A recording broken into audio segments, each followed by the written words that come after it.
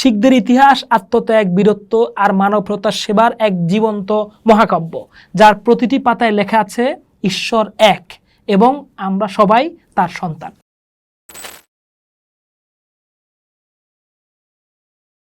ভারতের বুকে যখন ধর্মীয় বিভেদ, সামাজিক গোঁড়ামি আর জাতিগত অস্পৃশ্যতার অন্ধকার ঘনিয়ে এসেছিল, ঠিক তখনই পাঞ্জাবের পুণ্যভূমিতে উদয় হয়েছিল এক নতুন ভোরের। সেই ভোরের প্রথম আলোর নাম ছিল গুরু নানক। গুরু নানক দেবজি শুধু একজন ধর্মগুরু নন, তিনি ছিলেন এক আলোর দিশারি, এক প্রেমময় দার্শনিক এবং মানবতার একনিষ্ঠ পূজারী। তার হাত ধরে যাত্রা শুরু করেছিল শিখ ধর্ম নামক এক আধ্যাত্মিক বিপ্লব, যার মূল ভিত্তি ছিল এক ওঙ্কার, ঈশ্বর এক এবং অদ্বিতীয়। এই ধর্মের পথে কোনো জটিল আচার অনুষ্ঠান বা কঠোর শাস্ত্রীয় বিধির পথ ছিল না। এটি হলো প্রেম, সেবা, সাম্য এবং হিন্দু মুসলিম সমন্বয়ের এক সরল অথচ গভীর পথ। পঞ্চদশ শতাব্দীর ভারতবর্ষে লোদি সুলতানি শাসনামলে হিন্দু আর মুসলমান সম্প্রদায়ের মধ্যে সামাজিক ও ধর্মীয় সংঘাত ছিল চরমে। একদিকে বর্ণপ্রথা, পুরোহিততন্ত্র আর অর্থহীন আচার অনুষ্ঠানে জর্জরিত ছিল হিন্দু সমাজ। অন্যদিকে রাজনৈতিক ক্ষমতার দাপটে ইসলামের আধ্যাত্মিক সারমর্ম হারিয়ে যাচ্ছিল।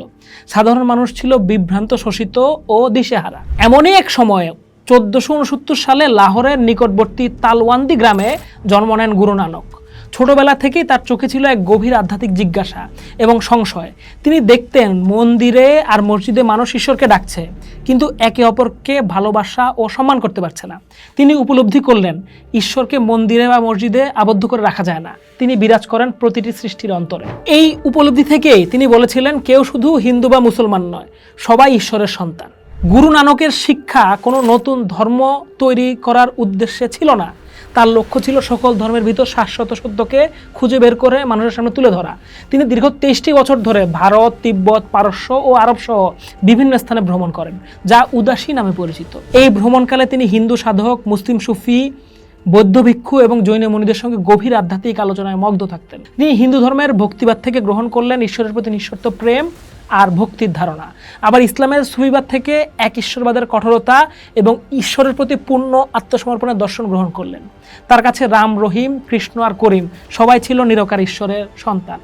গুরু নানক সচেতনভাবে উভয় ধর্মের সবগুলো দিককে একত্রিত করেছিলেন।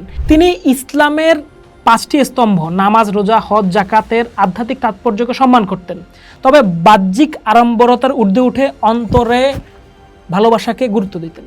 একইভাবে তিনি হিন্দু ধর্মের তীর্থযাত্রা, মূর্তি পূজা বা বর্ণপ্রথার কঠোর সমালোচনা করলেও বেদ, উপনিষদের গভীর জ্ঞান এবং ভক্তিরসের স্রোতকে তিনি নিজের দর্শনে স্থান দিয়েছিলেন। তার দর্শন ছিল বাস্তববাদী। তিনি সংসার ত্যাগ করে সন্ন্যাসী হওয়ার কথা বলেননি, বরং তিনি শিখিয়েছেন 3টা মূলনীতি। প্রথমত, নাম জপো, সর্বদা ঈশ্বরের নাম স্মরণ করো। দ্বিতীয়ত, কিরাত করো, সৎ পথে পরিশ্রম করে জীবিকা নির্বাহ করো। তৃতীয়ত, ভান্ড চাকো, যা উপার্জন করেছো তা সকলের মধ্যে ভাগ করে নাও। এই 3 নীতি শিখ জীবনধারার মূল ভিত্তি, যা আধ্যাত্মিক ও সাংসারিক দায়িত্বের মধ্যে এক অপূর্ব ভারসাম্য তৈরি করে। গুরু নানক ইসলামের আধ্যাত্মিক সৌন্দর্যকে অন্তর দিয়ে উপলব্ধি করেছিলেন।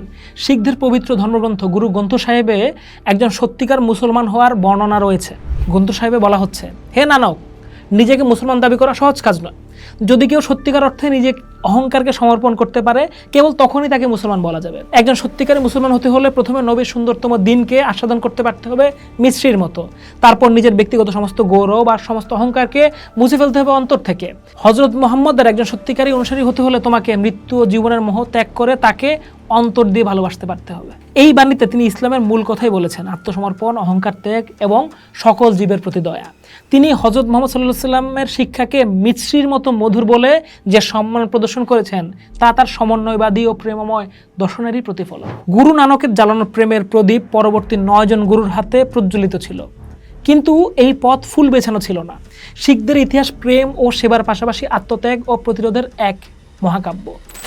গুরু অর্জুন দেব ছিলেন শিখ ধর্মের প্রথম শহীদ।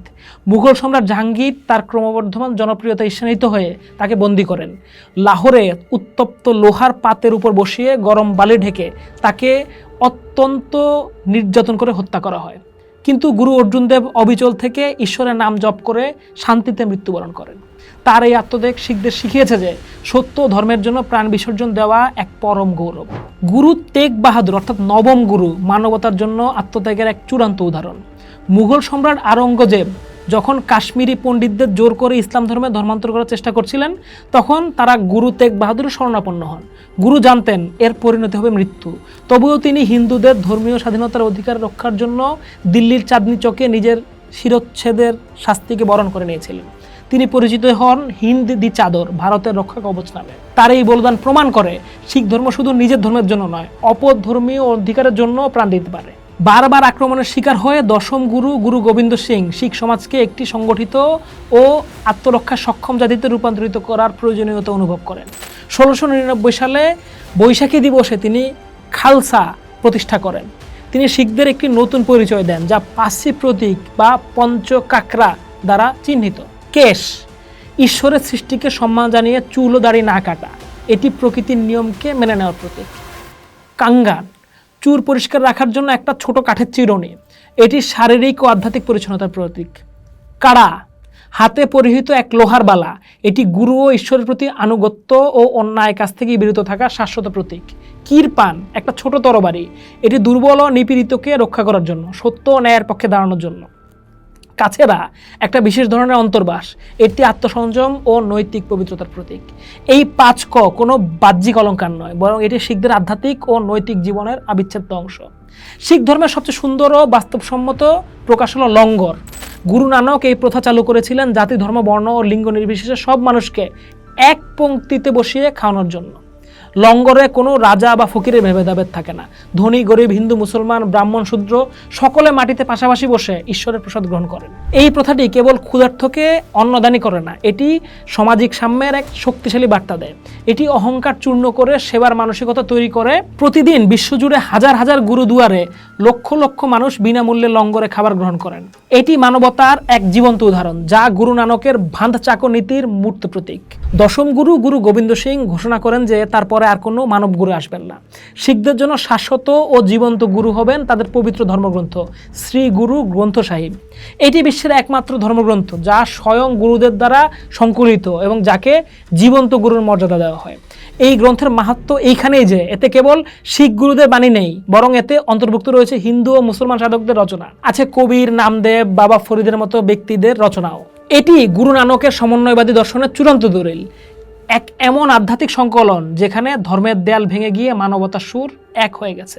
আজকের পৃথিবী যখন আবারও ধর্মীয় অসহিষ্ণুতা, ঘৃণা আর বিভেদের আগুনে জ্বলছে, তখন গুরু নানকের প্রেম ও সমন্বয়ের বাণী আগের চেয়েও অনেক বেশি প্রাসঙ্গিক।